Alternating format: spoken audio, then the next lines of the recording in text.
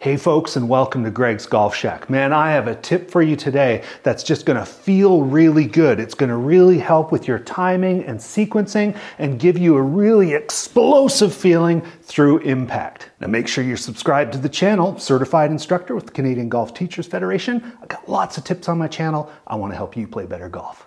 So what we're gonna do here is tap into the Hollywood slow motion effect. You know when there's a really cool action sequence and it's moving pretty quickly and they go down into slow motion and then speed up the camera and then it's back to slow motion, and it just really has this artistic kind of powerful feel. And that's what we're gonna try to do in our golf swing. We're gonna pretend Zack Snyder is directing our golf swing. And the key to this is we want to try and feel like our transition when we get up to the top and before the downswing starts, that is when we shift into this slow motion feel. We want to come back and feel like it slows down and then speeds up and unleashes through impact. Now there's a lot of tips out there for good sequencing and timing that asks you to kind of pause at the top, but I don't like that tip because I don't think we should have thoughts of being static anywhere in our golf swing.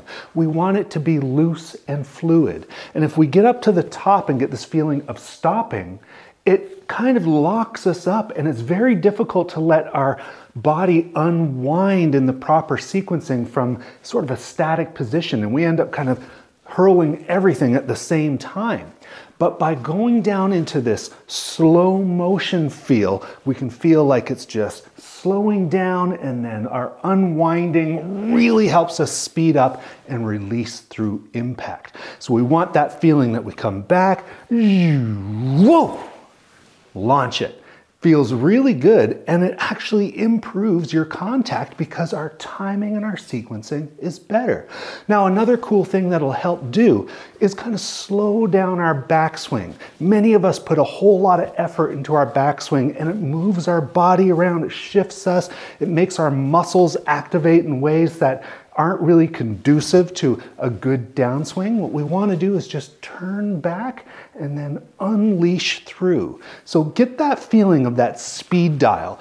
Nice and a normal sort of speed back, shift down into slow motion and slowly speed up, and you're normal at this point, and your highest point of speed is right there.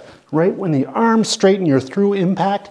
That makes sure that we're accelerating through that impact position. Now, it might not look slow motion when you're doing it. That's okay. And you might be in different positions from other people at the top. I have a really sort of long backswing, a little bit of excessive wrist hinge, more like Phil Mickelson. But a lot of people have a short swing like Jon Rahm, and they're just here. It doesn't really matter as long as it's your ideal, your unique position at the top. We're all in a different position there at the top. And that's that moment when we want to feel like we're shifting into slow motion.